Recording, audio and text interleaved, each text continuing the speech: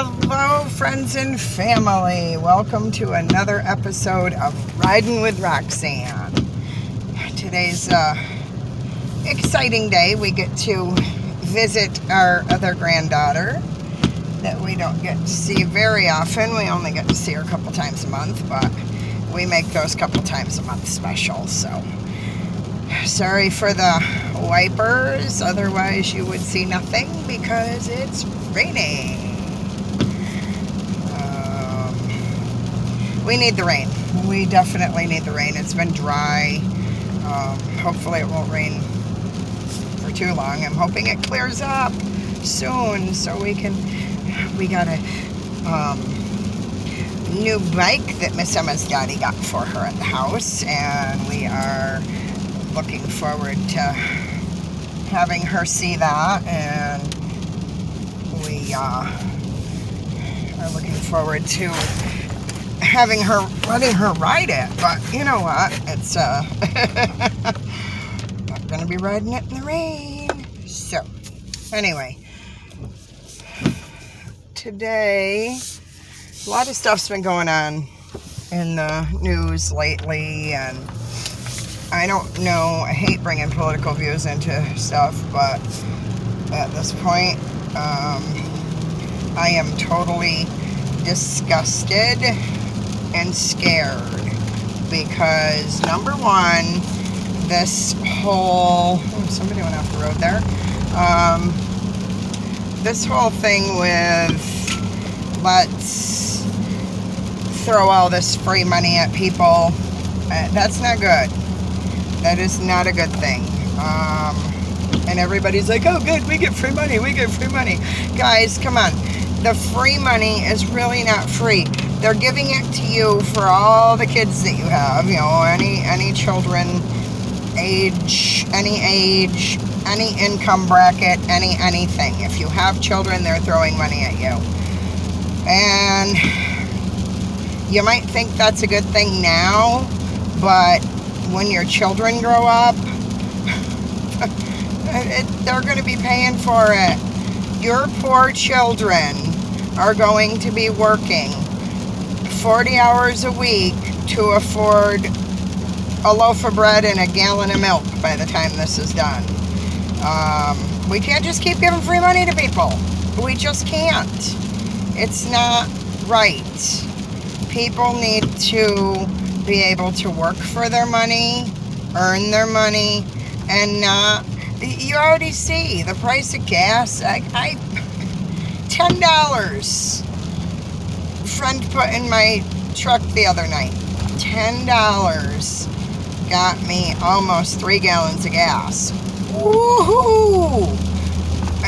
You know, it's like, I don't understand what people are thinking when they think that let's take the free money from the government. Okay, the free money is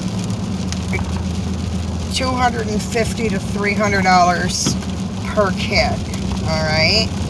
So let's say you have, let's say the average, I think the average family has 2.4 kids, but let's say 2.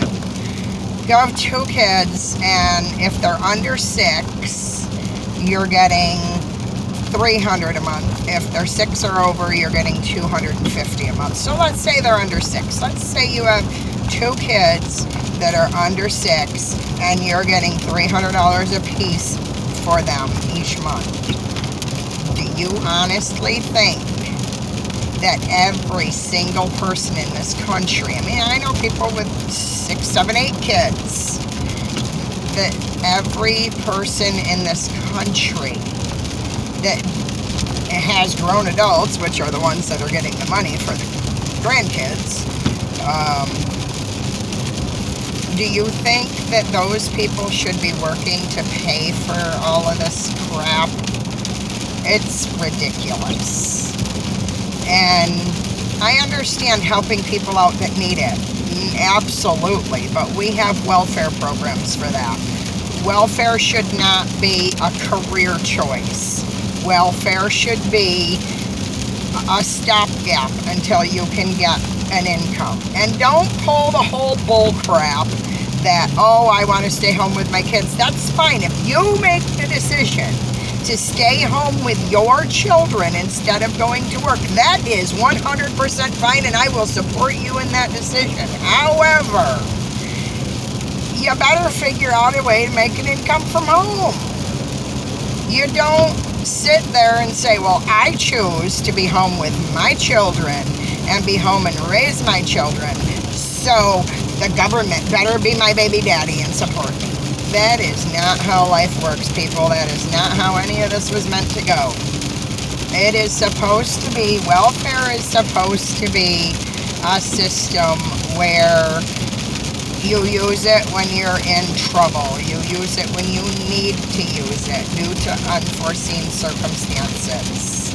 And then you use it to get better your life. You use it to make better choices and get a better life. And it's not always choices, don't get me wrong. It's not always choices that land people on welfare. Sometimes it's just really crappy circumstances. However, the government is throwing an extra $300 a week at people on unemployment. Holy crap. Do you realize that anybody making under $1,000 a week could technically go on welfare and still bring home the same $800 a week that they were bringing home from their job? And they're probably not bringing $800 a week home from their job because taxes are so damn high anymore. They're probably bringing about $700 a week home from their job. So if they make $1,000 a week, they end up with $500 on unemployment and an extra $300 every week. So they end up bringing home $800 a week. Now, that's more than they made when they were working. Why would that person want to go back to work? Let's say you made $300 a week at your job. So then you get the $150, which is half of your $300, and you get another $300 on top of that. That's $450 a week. You were used to living on $300 a week. Do you really want to go back to $300? No, you're going to stay on unemployment and make $450 a week. Plus, on top of that, the $300 a week doesn't count to qualify you for these social programs of welfare and all that stuff. So you're really only making $150 a week as far as welfare, Medicaid, food stamps, Medicaid, public assistance, all that crap's concerned. So you're going to get all this extra, plus bring home more money than you were when you were working. Why would any of these people want to go back to work? That is why this country is in the situation they're in. That is why this country is going down the tubes. That is why everybody is voting for socialism. Oh, let's just keep throwing money at people. Keep throwing money at people.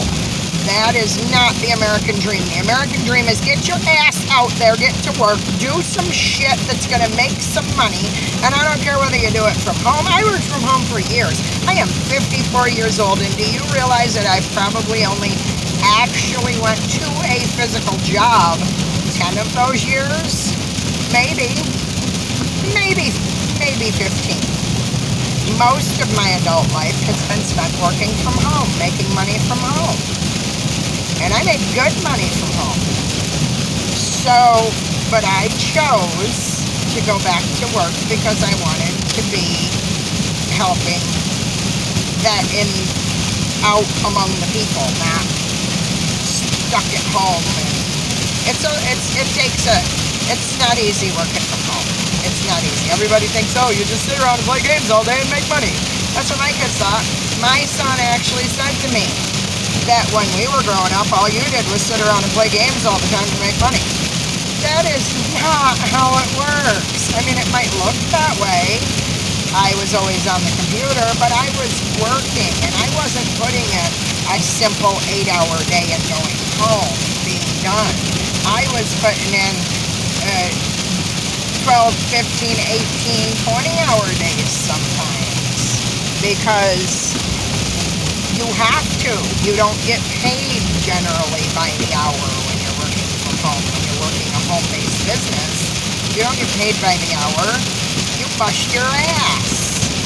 And yes, there's a good reward for it, but you bust your ass. And people that are saying, oh, you can do this business in a couple hours a week, they're full of crap. They are lying to you. Regardless, if you want to be home with your children, you can figure out a way to be home with your children. But there's jobs you can work from home. You can work a regular 8-hour shift working a job from home. If you are, and don't say the minimum wage needs to raise, because that's a crock of shit. That is the worst thing in the world, because if the minimum wage goes up, the price of everything skyrockets. Right now, the price of everything is skyrocketing because companies can't find people to work because the government's throwing money at the people and the companies can't find people to work for them. But when you raise the minimum wage, even if the companies can find people to work for them, look at a company. Let's say a company has 100 employees, all right? 100 employees. And they're paying every single one of those employees. We're going to use $10 an hour to make it really simple for people to understand. Let's say that company has 100 employees and they're paying everybody $10 an hour, okay? For every dollar that they make, oh goodness, for every dollar that they make, they have to pay an employee. They have to pay 100 employees, so that's a penny. And that's not even accounting for profit for the company. And if a company wants to continue to run and keep up their equipment and keep up their machines and keep up the lights on and there's overhead to any company. Keep buying the supplies so they can sell stuff. There's overhead. Well, supplies are cost of goods sold, but hey, we'll get in. I'm not here for an accounting lesson. But there's overhead to any business. There's insurances that they have to have. There's all kinds of things. I could go through a whole list that I really don't have time to do right now, because that's not the point of this video. This video is not an accounting lesson. However, people need to understand that you can't just pay people more. It doesn't work that way. If the people are able to, produce more than they were, then that's the only time that people are able to get paid more. A company can't just magically pay people more money and stay in business without raising their prices. There's one thing that keeps every company, every municipality, everything. There's one thing that keeps them all in business. You know what that is? Customers, sales. Anytime people complain about fines, well, do you realize that half of these little towns wouldn't be running if there weren't fines from crimes that people did? And yes, traffic infractions are crimes. They're minor crimes and they're not anything but they're crimes. And that's how the municipalities make some of their money. You can't just tell people, companies, businesses, municipalities, anything. You can't just say pay people more so that they have more money to spend. You get a $1 an hour raise and the price of groceries goes up by, your average grocery bill is up $50. Well, you know what? You worked a 40-hour week and you got taxes taken out of that $40 that you got extra, and your grocery bill went up $50. How are you ahead? Seriously, people, answer me that. How are you ahead? No, the only way that you get ahead is by producing more so that there can be more income coming into the company so the company can pay you more without raising their prices. I don't understand how people think that money just falls out of the freaking sky and the companies are just robbing everybody. Yes, some company executives are overpaid, but you know what? When you're running a company, there is a hell of a lot more to it. I've heard people say, oh, I could do that. Yeah, right. Sure you could.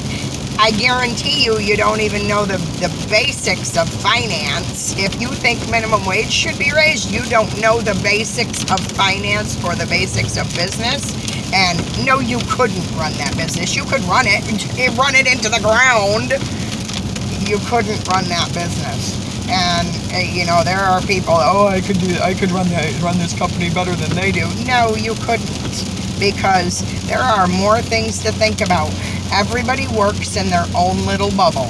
Everybody works on their little piece of the puzzle, but they don't see the big picture when the pieces are put together. The executives of the company need to make sure that those pieces are going to fit nicely all together, that everything is going to work. Some people think that, oh, there's no reason for us to do this. Well, you know what? As you move your way up in the company and you look back on it, and then you think, oh, I guess there was a reason for us to do that. That's the exact same way with this country. Trump was right, and I'm sorry if you don't like that, but Trump was right, because he ran this country like a business, and he ran it like a business should be run. Yes, he filed bankruptcy twice or 3 times or whatever the hell. I don't care. That's written into the laws, and you can do that and whatever. Sometimes it's a strategic move to file bankruptcy. Sometimes businesses don't work out. Sometimes that's the way to cut your losses. File bankruptcy. That's not 100% right either, but you know what? It's part of the laws of the company, and no, the people don't have to pay for it. Oh my God, I don't know how many people I've heard say, well, we had to pay for Trump's bankruptcies. Taxes don't pay for Trump's bankruptcies. Taxes don't pay for anybody's bankruptcies. The only ones that lose out are the creditors on that one. And you can't go bankrupt on the federal government or the state government, so you're full of crap. It's just people that open their mouth and speak about stuff that don't know what they're speaking about really bother me. You can negotiate away your debt with the state and with the federal government, but you cannot go bankrupt on it. Those are 2 things you can't bankrupt on. But yes, it does affect everybody in the fact that if too many people go bankrupt and the companies aren't getting money, then the people end up paying higher, the customers of that company end up paying higher prices because they've got to recoup that somehow. Just like all you people that aren't paying your rent, okay? You people aren't paying your rent because the government told you didn't have to. But when it comes right down to it, who's going to end up hurting in the long run? The people that are going to end up hurting are tenants. Tenants are going to end up hurting because the landlords, a lot of these tenants, once they said, okay, you can do the forgiveness, and if your income was negatively affected by COVID, you can fill out this paper, give it to your landlord, and your landlord can file it and get the back rent. Well, most people, I dare say, and 90% of the people that are not paying rent, their income was not negatively affected by COVID. They're bringing home more with unemployment than they were before COVID. So their income was not negatively affected by COVID, and they're trying to claim rent release.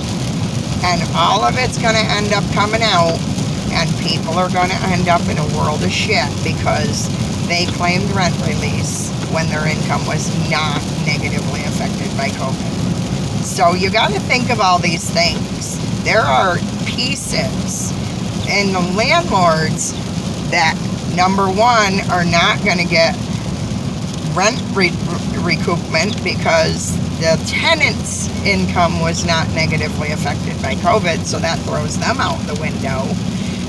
And the other ones, when they found, well, most of those, when they found out that they weren't getting the rent release, instead of being evicted, they left. They left, and they left messes, and they left pigsties, and they left garbage, and they left everything behind. And who's got to clean that up? Who has to pay to have that cleaned up? The landlord. So what does the landlord have to do to the next tenant?